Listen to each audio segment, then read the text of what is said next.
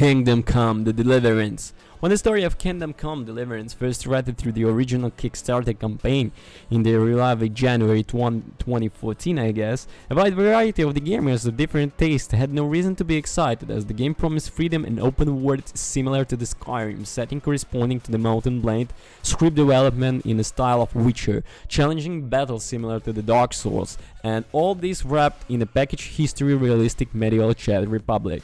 A few days after the official release of the game, we can say that the initial expectations were verified and denied at the same time, as the Kingdom Come managed to be a sufficient tribe to the gameplay of all about titles, but at the same time does not look exactly like any one of these and be something unique, perhaps unrepeatable in the fields of the games. Well, at the core of the game, historical background are the political machinations of the royal houses of Europe in the early 15th century, which are depised 100% faithful to the history and involve kings, popes, emperors, and other inferior noble and clergy, and rulers of the castles, cities, merchantly, but also the commons, people who are just trying to survive in every way, while the above are involved in the shady games. The action focuses specifically on the area that stretches a few kilometers southern of the Prague, where we meet our character, Henry, the son of the blacksmith in the service of the local lord. Henry lives a typical young man of the time. The notable differences between KC and the other games that deal with the similar stories is insignificant protagonist who ends up great and great through the drama, is that Henry's influence does not take place under the status of the chosen one and the savior. Throughout during the scripts it becomes clear that we are just a cog, a pawn of power, and the agent who just followed the orders. A ledger who was unwitty found wield a sword, always as realistic frameworks as possible. Therefore, do not expect that suddenly after a few hours of play you will be able to level a legion of valiant enemies on your own.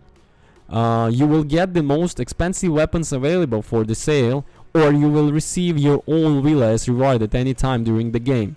Also, do not expect that the world resolves you, that everyone has your own concern, and that quest will be waiting for you forever once someone tells you, be here tomorrow at midnight to do business. So do not show up at the right time, then the main quest simply goes on without you. Do not even expect to find on the map of the game every 100 meters skirted dungeons. The status of the game is historically faithful as possible, as more realistic representation of life medieval Czech Republic. Also, it's quite hardcore mechanism, without a doubt one of the most unique, better for the worse depending on the game point of view. Features of the title, instead of dealing with the detailed analysis of individual mechanisms, let me just mention that they are separate mechanics with their own separate rules for almost everything in the game.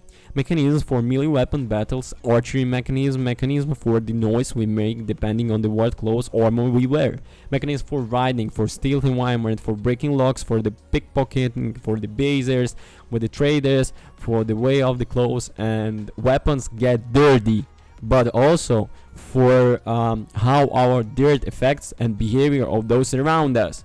The mechanisms for our sleep and our hunger, for the way that spoil food, mechanisms for shaping the weapons, for distilling filters, for resistance, for the alcohol, for our reputation in the area, almost everything is implemented in the game with the specific rules we must follow every day from step to step. The sword battles are carried out in a similar way to his For Honor. Particularly humorous incident also indicate the philosophy of the game, is that if while riding our faithful we are trying to pass under a low passage or a very low and a solid tree branch, then into our head finds the hit and fall from the horse. It becomes clear that Kingdom Come World Tour take pictures and places in environments similar to the hardcore Mall or Fallout New Vegas, but 10,000 times harder and more relentless. Really, on the scale of 1 and 10, the Kingdom Come is somewhere around, I guess, 8 and 9, occasionally reaching the level of a dry LRP. Casual and friendly would be description for that. Perhaps the only factors that reliably left game why and break desire realism in everything in effect once we get the own horse. Regardless of the elements of the game, there are cities in the inspiration of the creators in the introduction of the new review that emphasis that is gained primarily to the field and realm certainly makes Kingdom Come the game is not for everyone. Despite its open world characters, Skyrim fans looking for something similar in the KC would despair and giving up within the first hour, I guess, or even the first half an hour. Although that's enough sandbox in this sense, we can go where we want to go map, fight the way we want, and be good or not good or bad. Molten Blade fans will be find the environment action of the KC, but also the absence of cheating and creating a completely custom character quite restrictive in the relation to what is offered to them in Molten Blade similarly.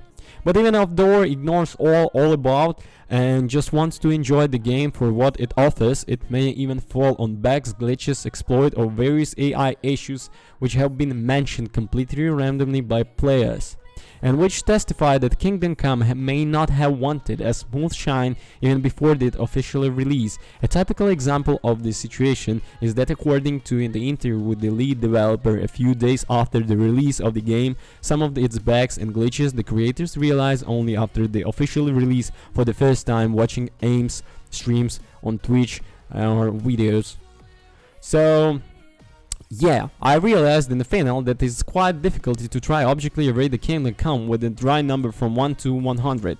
The bugs, glitches, but also it has special save system, and probably the only objective reason that could raise the reduce in the stage. Beyond that, most of the enjoyment one will derive from it's clearly left to what one expected from it, but also to how much effort and the time can be invested in a truly unique character of the game.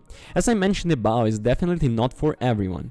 Personally, having invested about 40 to 60 hours, I guess, even 65 hours in the game, let me check on the Steam, yeah, 65 hours on the game, and being lucky enough not to encounter a single serious bug, I can only admire the final product. It's the overambitious but ultimately successful Kickstarter story with its imperfection, but also with the impressive elements both in terms of special hardcore mechanism and in terms of fidelity to the historical reality of the time, which I have not encountered in any another game so far. Anyway, thank you for watching. I will be playing this game one more time, I guess, and that's all. But in conclusion, I will left all the links in the description, and you may go by those links and buy it and try it by yourself. If you are a fan of the Molten Blade, Skyrim, and also the open world sandboxes, you must have checked this out. Thanks. Peace.